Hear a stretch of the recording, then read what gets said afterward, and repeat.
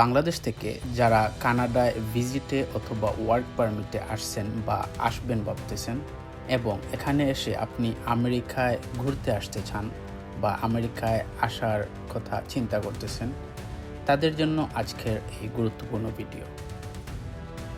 যারা কানাডায় ওয়ার্ক পারমিটে আছেন বা ভিজিটে আসার চিন্তা করছেন, তাদের জন্য নিয়মমাফিক B1, B2 ভিসার আবেদন করাই সবচেয়ে নিরাপদ এবং সঠিক উপায়।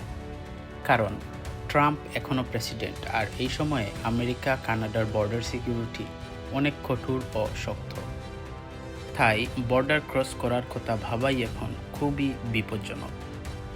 আজকে আমি আপনাদের সম্পূর্ণ গাইড দেব কিভাবে কানাডা থেকে আমেরিকা ভিসার আবেদন করবেন, বিশেষ করে যারা ভিজিটর ভিসা বা ওয়ার্ক পারমিট নিয়ে আসেন তাদের জন্য।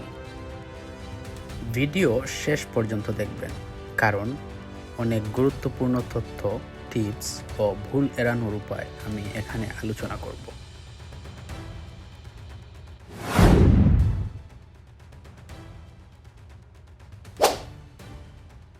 অনেক বাংলাদেশি কানাডায় কাজ করেন বা পড়াশোনা করেন।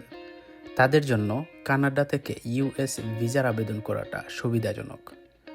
এখানে মার্কিন কনসুলেট আছে, যেখান থেকে আবেদন করলে ইন্টারভিউ সুবিধাজনক হয় এবং দ্রুত সেবা পাওয়া যায়।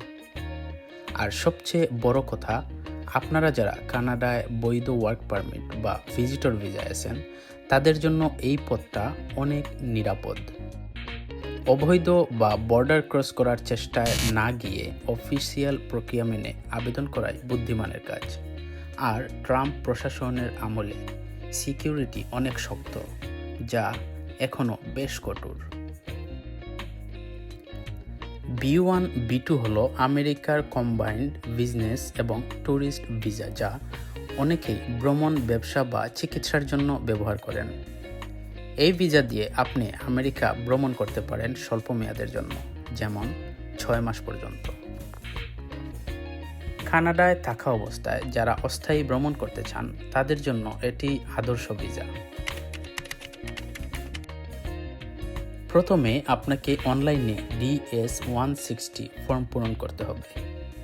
এটি হলো মূল আবেদনের ফর্ম, যেখানে আপনার ব্যক্তিগত তথ্য, যাত্রার উদ্দেশ্য এবং অতীত ভিসার তথ্য দিতে হয়। ফর্ম পূরণ করার সময় সব তথ্য সঠিক ও সতর্কতার সঙ্গে দিন, কারণ ভুল তথ্য দিলে ভিসা নাকচ হতে পারে। DS-160 ফর্ম পূরণের পর একটি কনফার্মেশন পেজ পাবেন, সেটি প্রিন্ট করে রাখবেন। এরপর আবেদন ফি দিতে হবে, যা প্রায় $160 মার্কিন। এটি অনলাইনে দিতে হয়। ফি পরিশোধের রসিদ সংগ্রহ করতে ভুলবেন না। ফি পরিশোধের পর আপনাকে US কনসুলেটে ইন্টারভিউয়ের জন্য সময় নিতে হবে। ইন্টারভিউয়ের সময় নির্দিষ্ট ডকুমেন্টস সাথে রাখতে হবে।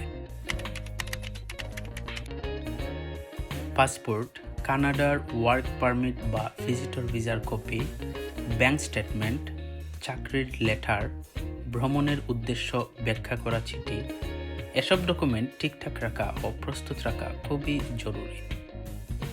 যারা কানাডায় ভিজিটর ভিসায় আছেন, তাদের আবেদন প্রক্রিয়া তুলনামূলক সহজ।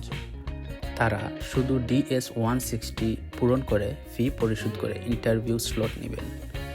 ইন্টারভিউর সময় পাসপোর্ট, ভিসার কপি, ব্যাংক স্টেটমেন্ট নিয়ে যাবেন।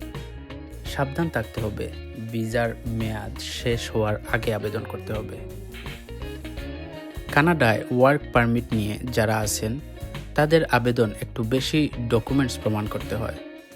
তাদের চাকরির লেটার, ওয়ার্ক পারমিট কপি এবং ব্যাংক স্টেটমেন্ট নিতে হয়। ইন্টারভিউতে নিজের কাজ, অবস্থান স্পষ্ট ও সাবলীলভাবে বুঝিয়ে দিতে হবে। ভ্রমণের উদ্দেশ্য বাস্তবসম্মত ও পরিষ্কার হওয়া খুবই গুরুত্বপূর্ণ। ইন্টারভিউয়ের সময় ভয়ের কোনো কারণ নেই। আত্মবিশ্বাস নিয়ে যান, সত্য কথা বলুন আর প্রশ্নের উত্তর সরলভাবে দিন। সব ডকুমেন্টস ঠিকঠাক প্রস্তুত করে নিয়ে যান।